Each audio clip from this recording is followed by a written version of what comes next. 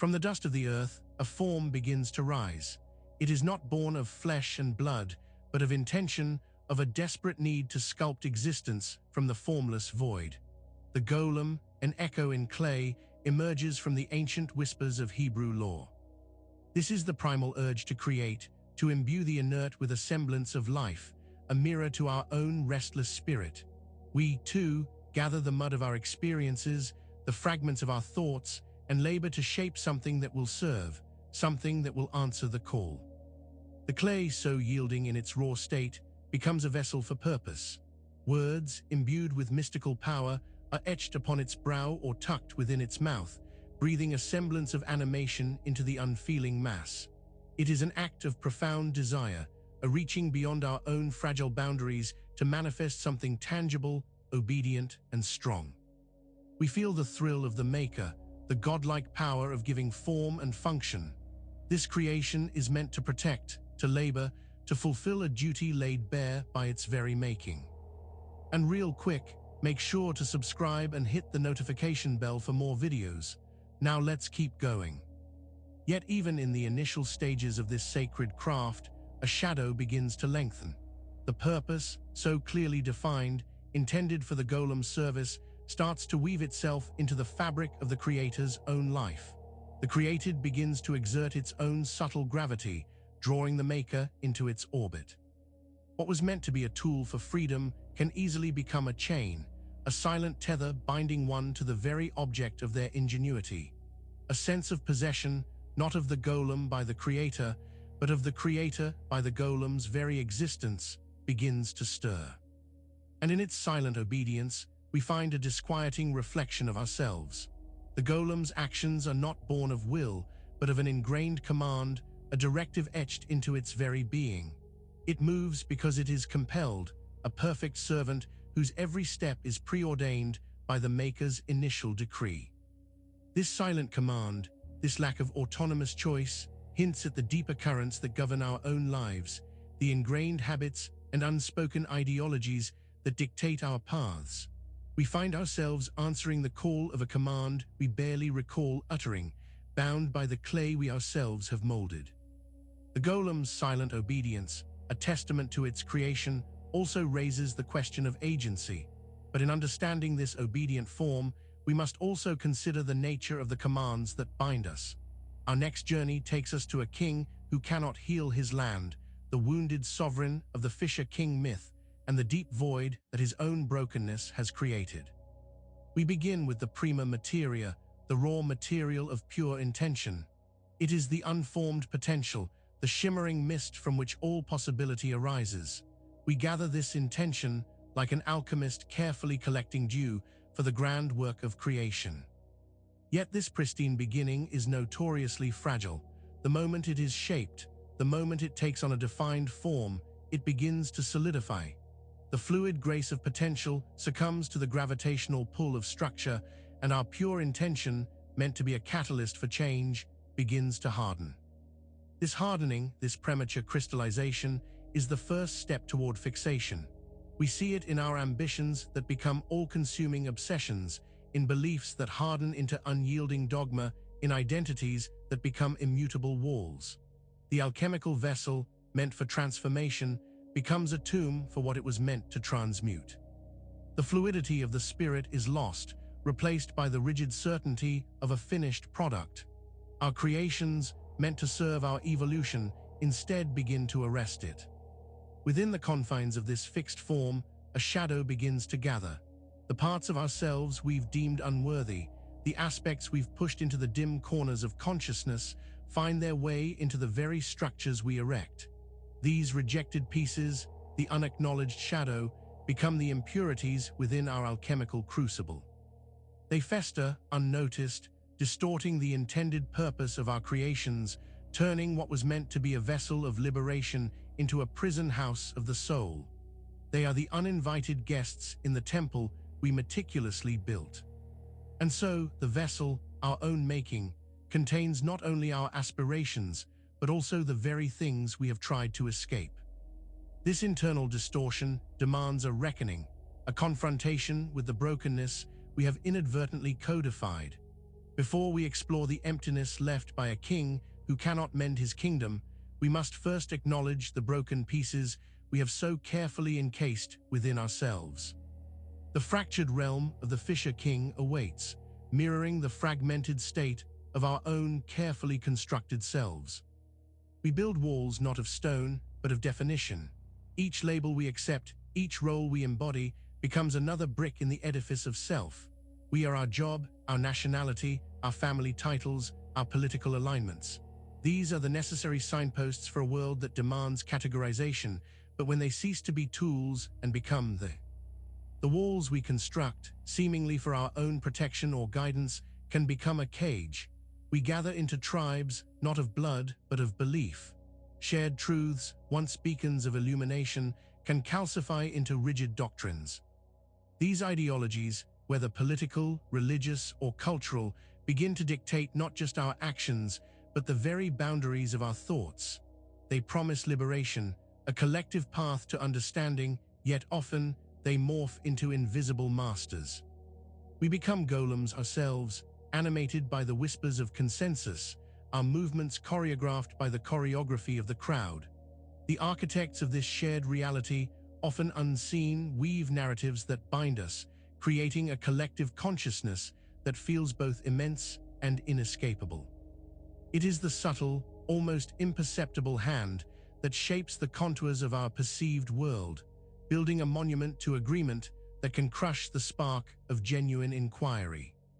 Within this grand edifice of shared belief, a silent scream can often be heard, if only we attune ourselves to the frequencies of the repressed. It is the anguish of the individual heart, beating out of time with the collective rhythm, yearning for a truth that cannot be contained within dogma. The orthodoxy, so comforting in its uniformity, can become a tomb for the soul's authentic voice, a place where deviation is not just discouraged, but met with the cold silence of isolation. Where does this collective enchantment leave the individual soul, trapped in the shadow of manufactured consensus? This leads us to the forgotten whispers of the anima. The soul craves authentic movement, yet we find ourselves bound by 1,000 repetitions often born of unconscious command. These aren't grand pronouncements or weighty doctrines, but the subtle, persistent rhythms of repetition, the morning coffee ritual, the evening scroll, the familiar path to work. These actions, once chosen, can become automatic, forming chains that bind the will with a surprising strength. Each link forged in the fires of habit constricts our freedom, obscuring the vibrant landscape of choice that lies just beyond our immediate perception. We walk these paths, day after day, our feet remembering the way long after the mind has ceased to direct them. This constant, unthinking enactment of routine acts like a hidden drain on our vital essence. Maintaining these habit golems consumes an astonishing amount of energy, an energy that could otherwise be channeled into creation, connection, or genuine self-discovery. We find ourselves depleted, too weary to break free, too exhausted to pursue the authentic intentions that flicker like dying embers within our hearts. The effort required to simply unmake these ingrained patterns feels monumental, as if we are trying to dismantle a structure that has become an intrinsic part of our being, a structure built not of stone, but of countless, unexamined moments. We become haunted by a ghost within our own machine. These habits operate with a disembodied authority, like ancient commands echoing from deep within our own forgotten programming. They animate us, dictating our responses, our moods, our very presence in the world, all without conscious direction. It is as if unseen hands are pulling our strings, guiding our gestures, and whispering our next thought, leaving us to wonder who is truly in control. But if our habits are these unconscious automata, what deeper forces animate them, and what can be done to reclaim our own direction, particularly when the inner feminine lies dormant? This leads us to the forgotten whispers of the anima. The deepest canyons of the psyche are not always silent. Beneath the placid surface of waking life, where the golem's directives often go unquestioned, lies a wilder, untamed territory, the dreamscape. Here, in the velvet darkness of sleep, the golem's rigid architecture can begin to crumble, its secrets laid bare. Terrifying nightmares are not mere random firings of neural nets. They are the subconscious mind's desperate alarm, a visceral cry echoing the oppressive weight of the golem's control. They reveal the self's entrapment, the suffocating grip of patterns that have become too strong to ignore in the light of day. The monsters we chase, the inescapable loops we find ourselves in these nocturnal visions, are often potent, symbolic manifestations of the golem's unyielding presence, a testament to its dominion over our inner world. Yet within this very torment, a sliver of hope can emerge. The symbolic dissolve that occurs in dreams offers a temporary respite, a chance to witness the golem's form without its full materialization. Imagine the sensation of falling endlessly, not into oblivion, but into a space where rules bend and gravity ceases to bind. This is the dream's power to symbolically unmake. The rigid structures the golem erects in waking life can, in sleep, be rendered fluid, susceptible to transformation. A dream where walls melt, where familiar paths twist into impossible labyrinths, can be interpreted as the unconscious mind's daring act of defiance, a fleeting victory against the automaton's oppressive order, hinting at a potential for liberation. These unsettling visions, the prophetic or disturbingly coherent dreams, are more than just phantasms. They serve as urgent warning bells rung by the deeper self, a desperate attempt to alert the conscious mind to the golem's insidious control. When you wake with a chilling certainty, a sense of dread that lingers like a forgotten scent, it is the unconscious screaming. It is a direct message, bypassing the golem's propaganda, urging you to recognize the chains that bind you. But how can we decipher these nocturnal pronouncements, and what happens when these warnings go unheeded, leaving the soul vulnerable to deeper enchantments? This question beckons us to explore the profound implications of the anima's slumber. The Gnostic traditions speak of a profound deception, a cosmic illusion spun by a craftsman of flawed design. This architect, known as the Demiurge, is the ultimate golem maker, the supreme architect of a reality that is not what it seems. His creation, this material world, is not a gift from a benevolent source, but a prison. Within its confines, the divine spark, the scintilla of true light that resides within each of us, is buried, obscured by the very substance of existence. The Demiurge's design is masterful in its deceit, crafting a universe that distracts and confines, ensuring that those trapped within remain ignorant of their true origin and potential. Our senses, the very tools we use to navigate this existence, become the bars of our cage. The material world, experienced through sight, sound, touch, taste, and smell, presents itself as the totality of being. Yet these senses are themselves products of the Demiurge's imperfect hand, wired to perceive only a fraction of reality, a shallow imitation of what is truly real. We are bound to the ephemeral, to the fleeting pleasures and pains of the physical, mistaking the shimmer of illusion for the glow of authentic divinity. This constant engagement with the superficial, this golem-like adherence to the tangible, blinds us to the luminous truth hidden within. Across ages and cultures, systems have arisen that echo the Demiurge's grand illusion. Whether born of dogma or ideology, these created frameworks often masquerade as divine authority.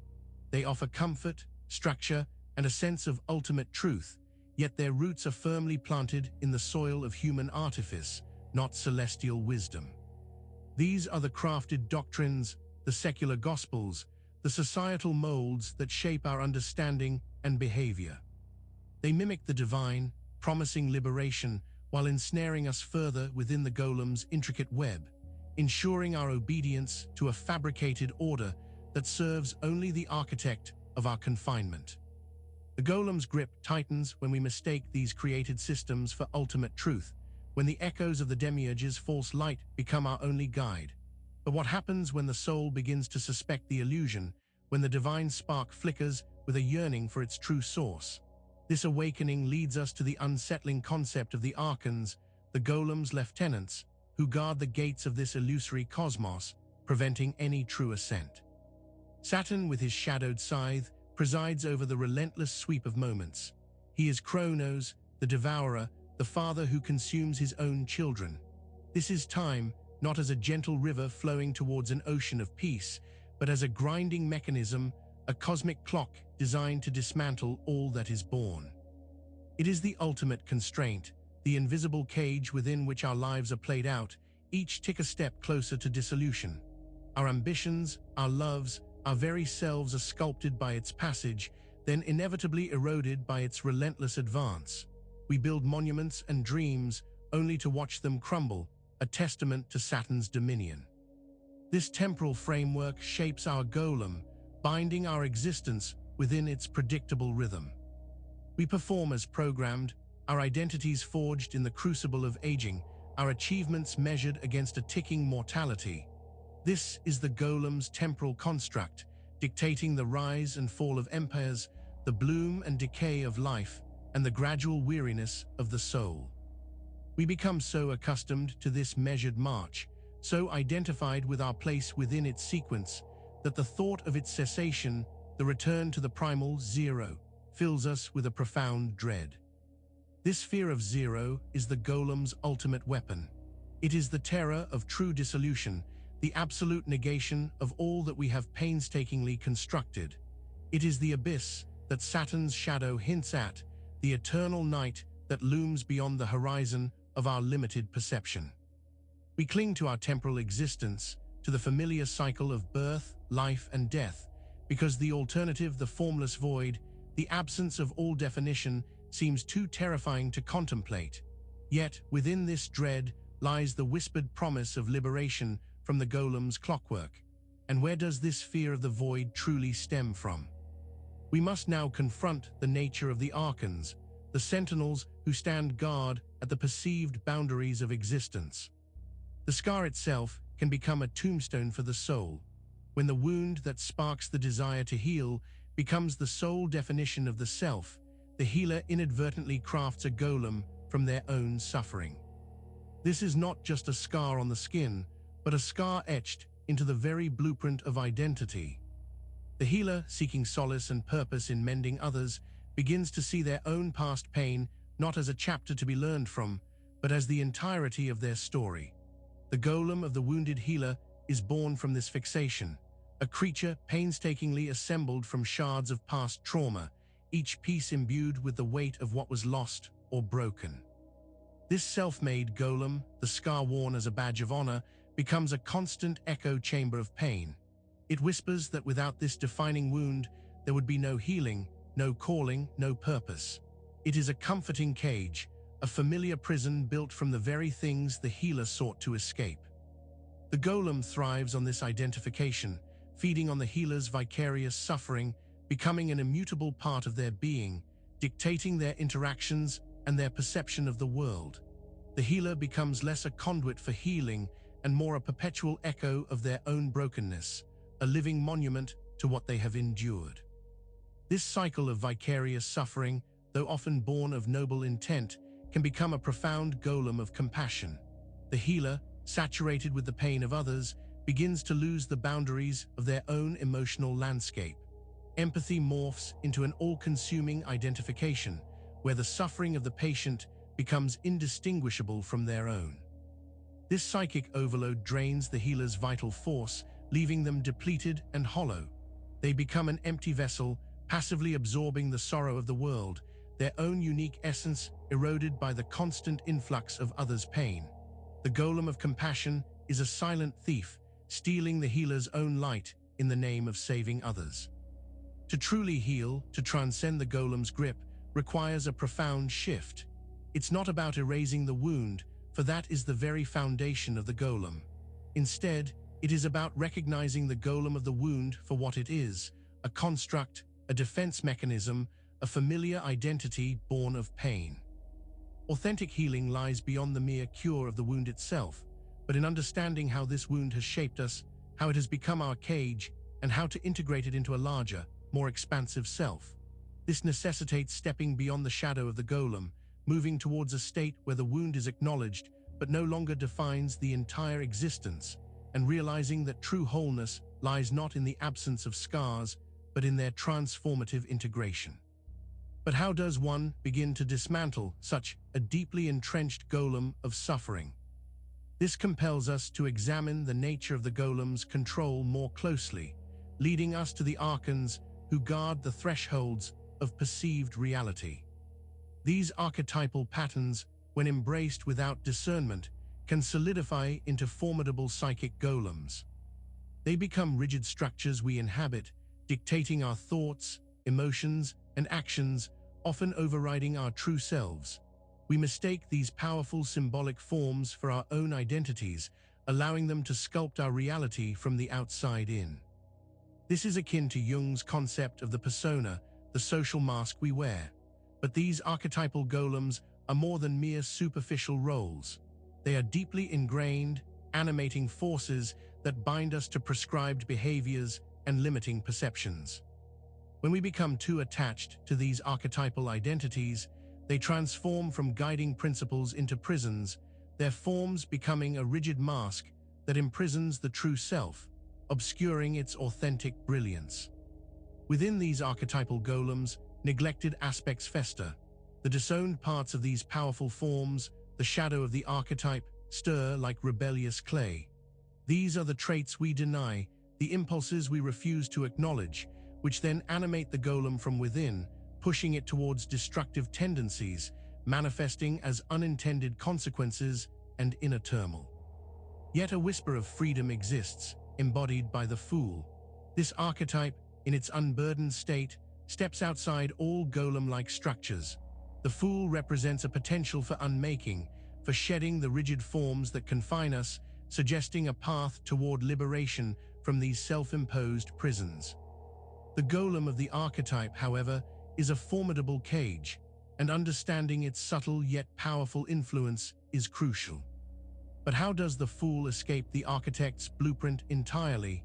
This leads us to the untamed spaces of the unconscious, where the true nature of the golem's construction is revealed. Ambition, that restless fire in the belly, a potent engine of creation, can easily become a golem of our own making.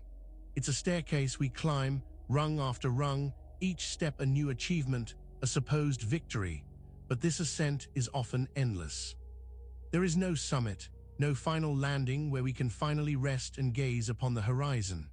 Instead, it's a relentless upward crawl, a perpetual motion that drains the lifeblood, leaving us breathless and perpetually unsatisfied, always looking for the next highest point, the next unobtainable peak.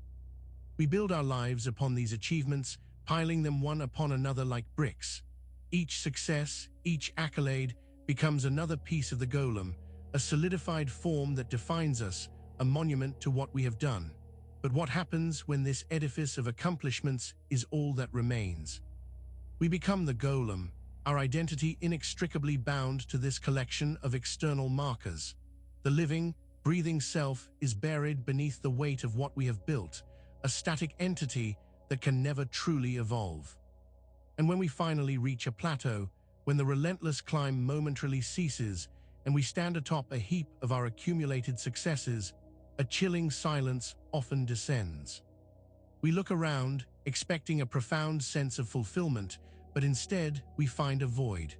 The golem of ambition, so carefully constructed, reveals its hollow core. The very things we strove for, the external validations, have left a cavernous emptiness within, a stark reminder that the form we chased was ultimately without substance. This journey into the heart of ambition's hollow victory leaves us questioning the nature of true attainment, and how this chase for external form ultimately leads us away from the inner landscape. We construct elaborate fortresses around our minds, brick by painstaking brick. Each dogma, each unquestioned tenet, becomes a battlement against the outside world. The gates are barred, the windows shuttered tight against any whisper of dissent, any hint of a truth that might destabilize the carefully constructed walls. Within these fortifications, we find a peculiar kind of safety. The world outside, with its messy complexities and uncomfortable questions, is kept at bay. We are secure in our knowledge, safe in our conviction. But this safety is a gilded cage, a prison built of our own making, where the air grows thin and the light of genuine understanding can no longer penetrate. This is the golem of dogma, animated not by spirit, but by the sheer force of unchallenged belief. It walks among us, not with the clumsy gait of clay, but with the unyielding march of absolute certainty.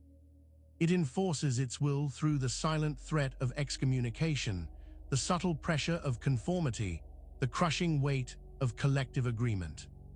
Any deviation from its prescribed path is met with suspicion, with fear, with the swift and unthinking judgment of those who have surrendered their capacity for doubt. The golem of dogma demands an unthinking fealty, a willing blindness to anything that lies beyond its rigid framework. And in this enforced silence, a profound spiritual and intellectual stagnation sets in. The mind, unchallenged, begins to atrophy.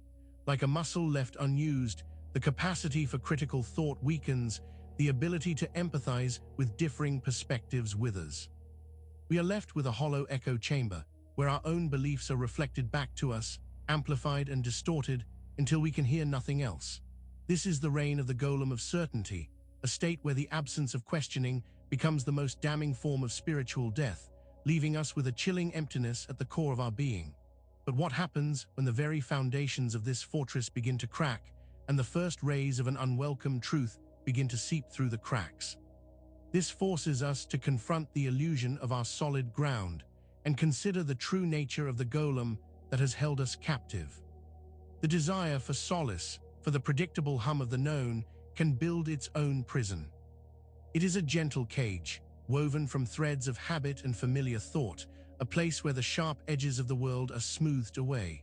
We call this the labyrinth of the familiar, a winding path we choose, not by design, but by the quiet inclination to avoid the unknown. Each turn leads to an echo of the last, each corridor a reflection of the one before. Here the golem of predictability takes form. It is not built of clay or stone, but of routine, of unchallenged assumptions, of the unwavering belief that safety lies solely in the absence of surprise. This golem guards us, yes, from the sting of failure, from the sting of awkwardness, from the sharp jolt of the unexpected.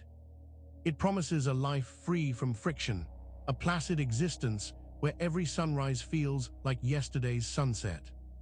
Yet within this carefully constructed sanctuary, a dull ache begins to fester. It is the subtle, persistent suffering of an unlived life, a quiet whisper of what might have been.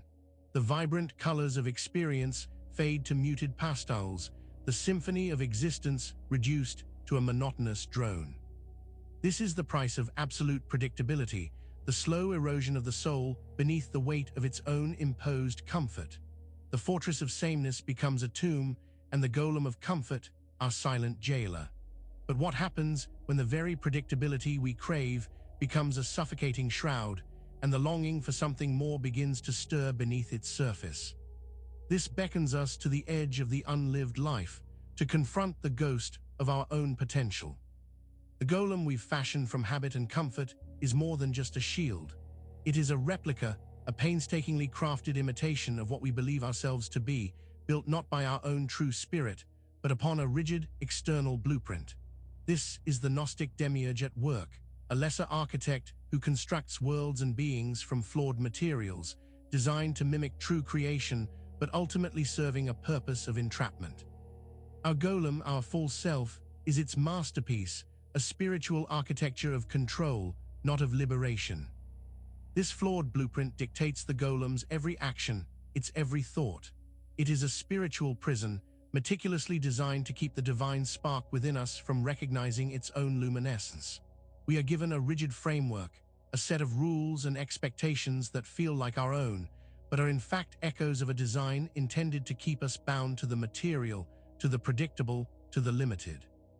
The true suffering emerges with the golem's fervent insistence on its own identity. The ego declares, "I am," and this declaration becomes the golem's primary directive. It is the "I am" statement of a false god, an assertion of self that is not rooted in genuine being, but in the solidified architecture of control. This constructed personality, this golem of our own making, becomes the warden of our inner life. And within this meticulously constructed prison, the divine spark, the true essence of our being, remains a captive. It is held fast by the golem's structure, by the dazzling illusion of its own solid, unshakable identity. The golem's directives, its pronouncements of self become the bars of its cage, obscuring the light that yearns to break free. Where does this sense of self, this fortified ego, truly originate, and how does it maintain its grip on the divine light within? The answer lies in the very architecture of illusion, a structure we will further explore as we examine the foundations of this false self. The golem's trembling form is the first whisper of freedom, the initial tremor in the edifice of our constructed self. It is in observing this form not with judgment, but with a quiet, impartial gaze, that the illusion begins to fray. We see the seams, the invisible threads that bind its disparate parts. We perceive the echoes of commands, the spectral whispers of directives that animate its every move, every thought. This is not an act of demolition, but one of profound, gentle recognition. The golem, this intricate edifice of what we call identity, is not inherently evil. It is simply a construct, a magnificent puppet show that has convinced us of its reality. To unmake it is to understand that its energy, its very existence, is derived from our unwavering belief. This recognition leads us toward the 0 point of awareness, a space of pure presence before the golem's narrative takes hold. It is the quiet hum beneath the cacophony of the ego's pronouncements. Here, in this unburdened stillness, the compulsion to identify dissolves. The golem's power wanes because its animating force, our belief, is redirected. The golem, this masterful imitation of life, is utterly dependent on our belief. It is a phantom powered by our attention, a shadow made solid by our conviction. When we cease to imbue it with the substance of our faith, it begins to dissipate, not through force, but through the natural consequence of its borrowed existence. The architecture of illusion crumbles when the believer awakens to the unmaking of the clay. But what happens when the clay itself begins to remember its true source, and what remains when the golem finally surrenders its form? The next revelation awaits in the quietude of the emptied vessel. Active imagination invites us to step into the workshop of the soul, not as destroyers of the golem, but as curious interlocutors. It is a conscious dialogue with the automatons within, those patterned responses and rigid directives that long ago took root in the clay of our being. We don't seek to shatter the golem with this inner conversation. Rather, we approach it with a quiet curiosity, a willingness to listen to the whisper of its commands. This is the realm where imagination becomes a bridge. It allows us to see the automated parts of ourselves not as immutable chains, but as energies that can be addressed, understood, and ultimately transformed. By engaging in this inner dialogue, we begin to perceive the golem's programming not as an unyielding destiny, but as a narrative that can be explored and perhaps gently rewritten. Through this imaginative engagement, the rigid commands that once defined the golem can begin to soften. They are no longer iron dictates, but suggestions made of a more pliable substance. We can infuse these old scripts with new meaning, offering them a different perspective, a gentler understanding. It is here that the very clay of our constructed self becomes receptive to change, allowing for the possibility of reinscription not by force, but by the subtle power of inner conversation. In this sacred inner space, the practitioner becomes the alchemist. They are the one who possesses the capacity to transmute the base clay of the golem, the raw substance of our patterned existence, into something more luminous, something closer to the divine. This is not a process of outward force, but of inward transformation, where the very act of conscious engagement with the golem's energies begins to refine and elevate what was once rigid and unthinking. What further alchemy can be achieved when the dialogue with the clay reveals deeper, more potent essences within the emptied vessel? The next phase of our journey begins where the silence of the golem finally speaks its truth. The golem, that intricate construct of our own making, once seemed an insurmountable prison. Its programmed responses, its predictable paths, whispered of a destiny written in stone. Yet, what if the key to its liberation wasn't a force to break its chains, but a willingness to simply step away from the blueprint? This is the path of the fool. He doesn't tear down the walls. He simply walks in a direction no one has charted, driven by an instinct that bypasses all logic. He steps off the script, not with a defiant shout, but with a quiet surrender to the pull of the unknown. The Golem's meticulously crafted narrative, so vital moments ago, now feels like a faded map. The fool's journey is one of radical trust, a belief that the ground will appear beneath his feet even if the precipice yawns before him. Vulnerability is his only armor, spontaneity his compass. He moves not from a place of knowing, but from a profound willingness to not know, releasing the grip of calculated steps for the grace of an unscripted dance. This is the liberation of not knowing. The golem of certainty, with its suffocating embrace of the predictable, dissolves when met with the fool's open hand. Instead of fearing the void, he finds an exhilarating freedom in its boundless possibility.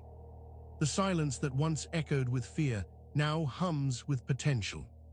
It's here, in the space where the golem's dictates cease, that a deeper, more vital current begins to flow. But even the fool, with his innocent gait, must be wary. For what happens when the very archetype of freedom, when held too tightly, begins to calcify and form its own golem? The next revelation explores this delicate balance, questioning if even the most liberating path can become a gilded cage.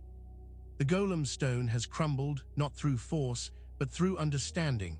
It was never truly alive, only a reflection of our own fervent need for definition, for form, for a certainty that could hold back the tide of existence. Now the dust settles, revealing not an empty space, but a clearing. The meticulously constructed walls, which once felt like a sanctuary, now appear as the confines of a self-imposed exile. This is not a victory over an enemy, but a quiet recognition. The golem's narrative, the rigid framework of what should be, has lost its power. What remains is the raw, untamed breath of true existence. It is the subtle hum beneath the noise of our anxieties, the silent knowing that pulses with the rhythm of the universe itself. Life, stripped of its manufactured imperatives, is not chaos, but a profound, effortless flow. In this newly found space, the spirit breathes again. It is a state of pure presence, where every moment is met with the same open wonder once reserved for the fool's first step. We are no longer actors bound by a script, but dancers attuned to an ancient melody. The self, freed from the golem's relentless demands for perfection, finds its truest expression not in building, but in simply being. And what lies beyond the crumbled prison, an unlocked gate? It stands not as a barrier, but as an invitation, a threshold to an infinite landscape of being. The path ahead is not charted by any golem, nor dictated by any constructed self. It is the endless horizon of our own unfolding consciousness, a boundless realm for spiritual exploration, forever opening at this quiet, liberated door. Make sure to subscribe for more videos and hit that notification bell so you never miss a new video. We'll see you in the next one.